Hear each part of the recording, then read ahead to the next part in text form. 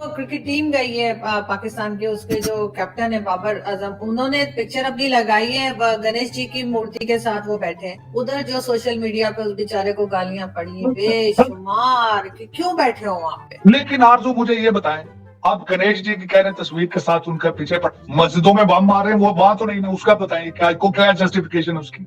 अब वहीं पर आपका बाबर आजम है कि उसके लिए चालान कट जाता है जब वो घर से बाहर निकलता है। तो धोनी अच्छा कैप्टन है, अच्छा खिलाड़ी, ये भारतीय इराक एजेंट, और यार वो तो स्पोर्ट्समैन है। अगर वो बॉलिंग अच्छी बैटिंग करता है, अगर उसकी तारीफ करना as a sportsman, as a sports, इतनी नफरतें डाल दी जेन में, मैं कई दफा हैरान होता है, खुदा रहा है आपने इतनी नफरत की है भारत के साथ, इंडिया के साथ, हिंदुइज्म के साथ, सिखिज्म के साथ, आपने अपने दिमाग की खिड़कियां दरवाजे ही बंद कर दिए। इनको खोलो खुदा। दूध मांगोगे तो खीर देंगे और बीफ मांगोगे तो चीथ देंगे। चीथ का मतलब पता है? पिचका देंगे कूट कूट के। दूसरी साइड पे पाकिस्तान में स्टेटमेंट्स पे स्टेटमेंट चल रही हैं। कभी पीसीबी के चेयरमैन स्टेटमेंट देते हैं, कभी कोई कहीं से स्टेटमेंट आती है। रमीज राजा जो कि पीसीबी के चेयरमैन रह चुके हैं, उन्होंने 5-6 माह पहले स्टेटमेंट दी कि भाई पाकिस्तान टीम को तो इंडिया जाना ही नहीं चाहिए, और अगर नहीं जाएंगे तो शायद इंडिया वाले वर्ल्ड कप ही नहीं करवा पाएंगे। बट आज वही रमीज राजा खुद इंडिया में जा रहे हैं, वर्ल्ड कप के लिए जो कमेंट्री है वो करने जा रहे हैं। क्या कहना चाहेंगे आप इसके ऊपर? मैं तो मोदी जी ने कहूँ कि इनके पिछवाड़े पे 4 मारो लात और इनको पाकिस्तान को रास्ता दिखा दो। फिर जाएंगे ना अपनी गंदी सी शकल लेके पाकिस्तान में, और वापस भूख सी सुखेंगा इनका गाल, तब इन्हें पता चलेगा कि दुश्मन मुल्क में कितनी इज्जत हुई थी। और ये बाबर तो खुद बोल रहा था कि मान तो कोई महारा मुल्क में इज्जत ना देवे, इतनी इज्जत दी है भारत ने। देखिए, कुछ लोगों की हरकत होती है और कुछ लोगों की फितरत होती है कि वो हमेशा मुंह से जहर ही उगलते हैं। और रही बात कि अब क्योंकि वो उनकी रगों में पाकिस्तान का खून दौड़ रहा है, तो उन्होंने अपने पेशे को साइड में रख करके पाकिस्तानी खून को ज्यादा तेज दौड़ाया है। अब बात आती है कि जब हमारे भारत की धरती पर, हमारी भूमि पर, हैदराबाद एयरपोर्ट पर जब आपके पाकिस्तानी क्रिकेट प्लेयर जब उतरे, तो उनका बहुत ही भव्य और भगवा स्वागत हुआ, बहुत ही जबरदस्त स्वागत हुआ, जिससे कोई भी व्यक्ति आपके पाकिस्तान का इनकार तो नहीं कर सकता है, क्योंकि सबने अपनी आंखों से, खुली नजरों से पथरा कर आंखें देखी कि कितना भव्य और कितना भगवा स्वागत किया गया है। मैं कहना चाहूंगी कि बाबरी से लेकर बाबर तक हमने भगवा रंग दिया। 1993 में, 1993 में हमने बाबरी मस्जिद को भगवा रंगा था, और 2023 में हमने बाबर आजम को भगवा स्कार्फ पहना दिया। तो बड़ा दिल प्रसन्न हुआ है। हमारे सनातनी शेर जो हैं वो बड़े खुश दिली से उन्होंने पाकिस्तान के प्लेयर का स्वागत किया है। और देखिए, भारत में हमने संस्कृत में हमेशा पढ़ा है अतिथि देवो भव, लेकिन साथ साथ हमने एक चीजें और पढ़ी है, precaution is better than cure. तो अतिथि देवो भव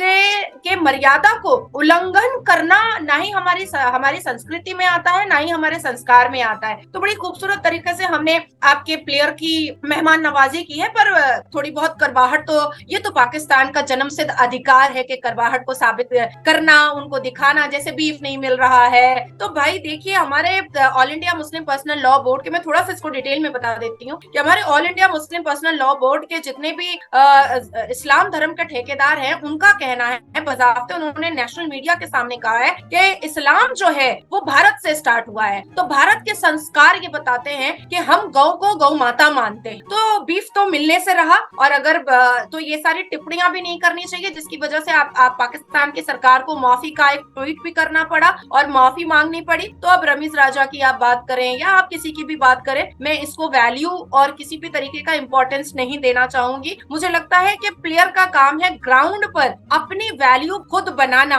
तो वो जितना एफर्ट अपने काम पर देंगे वो ज्यादा बेहतर होगा। आप लोगों की इस तरीके की टिप्पणियों से उनका माइंड डाइवर्ट होगा, बेसिकली उनका माइंड डाइवर्ट होगा। तो मुझे लगता है कि आपको अगर पाकिस्तान के लोगों को, फैन फॉलोअर्स को अगर वीजा नहीं मिल रहा है यहाँ पर आकर के उनको चेयर करने का, उनको चेयर अप करने का, उनके सपोर्ट में आवाज ऊंची करने का, तो एटलीस्ट आप इतनी करवाहट तो मत फैलाइए कि वो भी सोशल मीडिया में जाकर के अपनी नजरें नीची कर ले कि यहाँ पर हमारा इतना अच्छा वेलकम हो हो रहा है, इतना भव्य स्वागत हो रहा है और फिर भी बाज नहीं आ रहे हैं ये लोग। अब मैं आपको कहना चाहूंगी कि मुझे लगता है कि रमीज राजा को पता चल गया था जिस प्लेयर के बारे में आप बात बता रहे हैं, क्योंकि मैंने कभी पाकिस्तान के प्लेयर के बारे में मैं उतना जानती नहीं। ठीक है, ये साउथ एशिया फुटबॉल फेडरेशन जो है अंडर 19 सैफ चैंपियनशिप भारत ने जीता, अंडर 16 सैफ चैंपियनशिप भारत ने जीता, मेन सैफ चैंपियनशिप भारत ने जीता 2023 में। 2023 के एशिया गेम्स में इंडिया ने 53 मेडल जीते, जिसमें 13 गोल्ड थे, 21 सिल्वर थे और 19 ब्रॉन्ज थे। 2023 के फुटबॉल एशिया कप को भारत ने जीता, हॉकी एशिया कप को भारत ने जीता, कबड्डी एशिया कप को भारत ने जीता, क्रिकेट एशिया कप को भारत ने जीता। सब पर भारत ने अपने अपने झंडे को लहरा दिया और मोहर लगा दिया। और भारत के प्रधानमंत्री ग्राउंड पर जाकर के हमारे क्रिकेट के प्लेयर्स से मिलते हैं, धोनी जी से बातें करते हैं, विराट कोहली से बैठ करके चिटचैट करते हैं वीडियो कॉन्फ्रेंस के द्वारा। अब वहीं पर आपका बाबर आजम है कि उसके लिए चालान कट जाता है जब वो घर से बाहर निकलता है। तो अब देखिए, बात ऐसी है कि मेरे लिए बहुत बड़ी बात है जो मैं आपके द्वारा पाकिस्तान को बताना चाहूंगी कि हमारे भारत में वाकई में क्रिकेट प्लेयर हो या स्पोर्ट्स से रिलेटेड जितने भी प्लेयर्स हो, उनका ख्याल बहुत अच्छे से रखा जाता है। हम ऐसे शब्द भी नहीं निकालते हैं जिससे उनका माइंड डाइवर्ट हो, क्योंकि ये हमारे लिए भी गौरव की बात होगी जब वो जीत करके आएंगे। पीएम मोदी ने कुछ ही महीने पहले एक इतने बड़े फाउंडेशन, क्रिकेट स्टेडियम फाउंडेशन की नींव रखी, उसका पत्थर रखा, वहां पर उन्होंने उद्घाटन किया है, जो 30 एकड़ में ये स्टेडियम बन रहा है और जिसकी थीम है शिव भगवान जी। तो 30 एकड़ की ये क्रिकेट स्टेडियम जो है ये बहुत खूबसूरत बन रही है, सारी की सारी थीम शिव भगवान जी की है। तो अगर दोबारा आपके पाकिस्तानी प्लेयर आएंगे तो इस थीम पर और इस स्टेडियम पर भी उनको हम लोग जरूर भगाएंगे और दौड़ाएंगे और उनसे हमारे भारत के जो प्लेयर हैं वो जरूर खेलेंगे। अब आपका दूसरा सवाल। ठीक है मैम, इधर एक चीज मैं ये पूछना चाहता हूँ, मैं भी आपको ये बात थोड़ी अजीब लगे या जो लोग देख रहे हैं, ज्यादातर लोग इंडिया से देखते हैं, उन्हें थोड़ा सा मेरी ये बात अजीब लगे, लेकिन अभी पाकिस्तान क्रिकेट टीम जब इंडिया पहुंची उससे पहले बॉयकॉट पाकिस्तान चल रहा था कि मतलब जो कश्मीर में वाकया हुआ और उन वाकयात को लेके मतलब जो जवानों की जानें गई इंडियन फोर्सेस के, तो उसे लेके बॉयकॉट चल रहा था कि भाई हम वर्ल्ड कप नहीं खेलेंगे। मुझे थोड़ा ऐसा फील होता था कि लाइक अगर पाकिस्तान की टीम वहां जाएगी तो कोई ना कोई कंट्रोवर्सी ना हो जाए, कोई ना कोई इस तरह का वाकया ना हो जाए, क्योंकि गुस्सा है इंडिया वालों को। लेकिन जब वो वहां पे पहुंचे तो इतनी एक्सपेक्टेशन से हट के इस्तकबाल किया गया, मतलब मेहमान को वाकई में भगवान, जो मैं सुनता हूं कि भाई वहां पे मेहमान को भगवान समझा जाता है, तो वो सारे गुस्से, वो सारे शिकवे 1 मिनट में साइड पे करके इतना वार्म वेलकम, पहले बॉयकॉट और फिर जब पहुंच गए हैं, जब मेहमान हो गए हैं, भगवान हो गए हैं, तो वार्म वेलकम। ये सोच में और ये गुस्सा अचानक जो है वो इतनी